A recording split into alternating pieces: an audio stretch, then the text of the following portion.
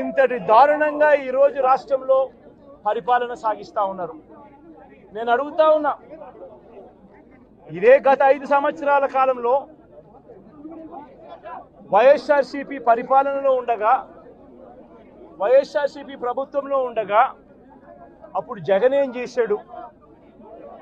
కులం చూడలేదు, మతం చూడలేదు, ప్రాంతం చూడలేదు, చివరికి ఏ పార్టీకి ఓటు వేశారన్నది కూడా చూడకుండా ప్రతి పథకము, ప్రతి మనిషి కూడా అర్హత అన్నది మాత్రమే ప్రామాణికంగా తీసుకొని ప్రతి ఇంటికి డోర్ డెలివరీ చేసిన ప్రభుత్వం వైఎస్ఆర్సీపీ ప్రభుత్వందైతే, జగన్మోహన్ రెడ్డి ప్రభుత్వందైతే ఈరోజు కేవలం తెలుగుదేశం పార్టీకి ఓటు వేయలేదని, కేవలం చంద్రబాబు నాయుడు గారికి ఓటు వేయలేదని, కేవలం ఓటు వేయలేదన్న ఒక్క కారణంతో ఆస్తులు ధ్వంసం చేస్తూ ఉన్నారు, మనుషులను కొడతా ఉన్నారు, కొట్టి మరి కేసులు పెడతా ఉన్నారు.